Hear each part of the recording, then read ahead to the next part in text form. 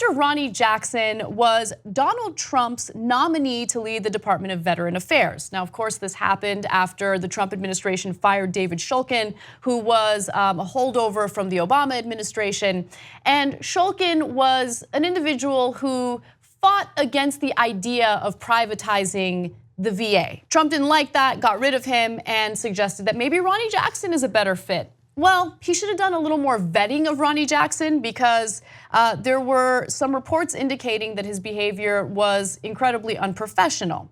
Now, Ronny Jackson has decided to withdraw his nomination, and this is why. He says, the allegations against me are completely false and fabricated. If they had any merit, I would not have been selected, promoted, and entrusted to serve in such a sensitive and important role as physician to 3 presidents over the past 12 years. So what were those allegations? Cenk did talk about them a little bit yesterday, but for those of you who might have missed the story, allegations were contained in a 2-page document described by the Democratic staff of the Senate Veterans Affairs Committee as a summary of interviews with 23 of Jackson's current and former colleagues. Claims include that he had wrecked a government vehicle after getting drunk at a Secret Service going away party. Let's just stop there for a second. Can you imagine if you're with colleagues and there's a company vehicle that you crash after getting drunk at a party? I mean, most people would get fired right away. He didn't, but it is a pretty serious allegation, which, by the way, I think would be pretty easy to prove. Right. There's a lot of damage to the vehicle, and no one wants to lie, but you are close to the president, and you may be able to communicate, Mr. President, I'm embarrassed, but if we could, I promise I'll clean it up. Things got away from me at the party that night. And you kind of try to treat it as a one-off, you know? Yeah. So I'm just saying, maybe, you're right, maybe you'd be dismissed, but also maybe if you have that relationship, they'll go, okay, look, clean up your act, man. You shouldn't be driving anyway when you're in, et cetera. Yeah. So also 2 former White House officials told the Washington Post. So there's the report that came out from his current and former colleagues. And then there were sources that spoke specifically to the Washington Post. And what we know through those conversations was that there were instances where Jackson drank while traveling with the president, which is a violation of the White House medical unit's policy. Now, he served as the White House doctor for 3 administrations. So, you know, That's a lot of cocktails. Yeah. Just saying. It is definitely, yes. But the reason why I bring that up is because, I mean, I don't want anyone to think that he's all bad. You know, obviously there was some unprofessional behavior here, but I also don't like the idea of completely destroying someone's reputation.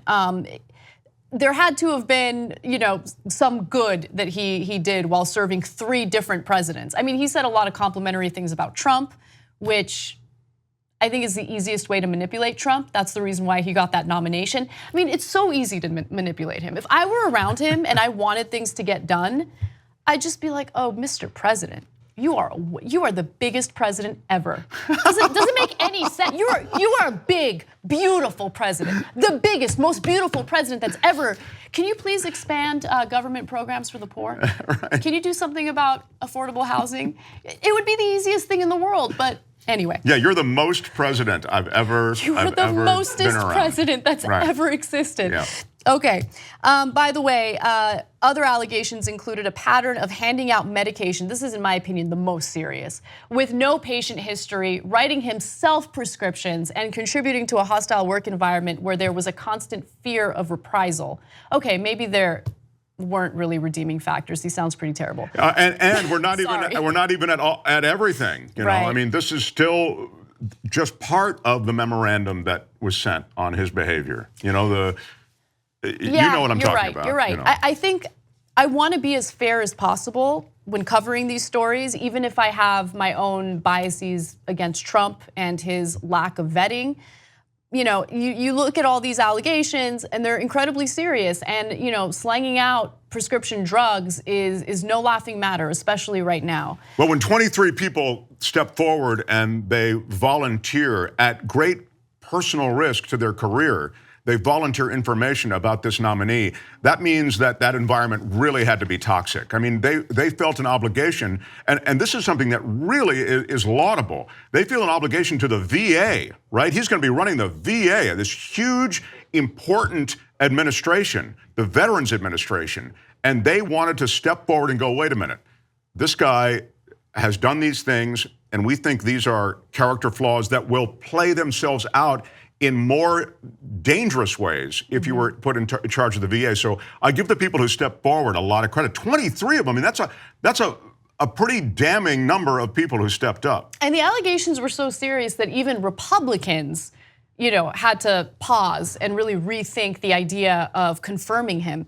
Now, Trump has responded to this. He is unhappy about how everything turned out. Perhaps it would be a good idea for him to do proper vetting before nominating people. Vetting goes further than someone just complimenting you and saying that you don't have dementia. But during an interview with Fox and Friends, Trump said this. He would have done a great job. He's got tremendous heart. Any idea who you might? These are all false accusations that were made. These are false. They're trying to destroy a man. By the way, I did say welcome to Washington, welcome to the swamp, welcome to the world of politics.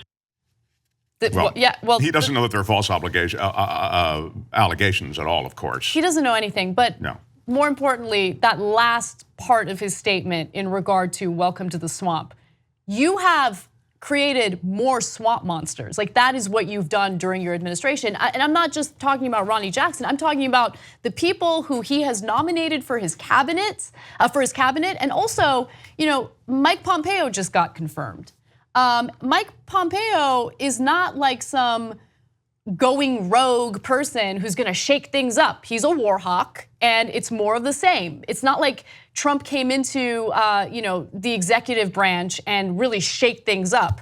The only thing he did to shake things up is share his bigotry and his xenophobia, and that's pretty much it, and his disdain for poor people. What you just watched was one of the videos that we do today, but we actually do a whole 2-hour show every single day. It's a podcast. You could watch it in video or listen to it as audio. You can download it, you can stream it, and you get it completely ad-free if you could become a member of the Young Turks. TYTnetwork.com/join.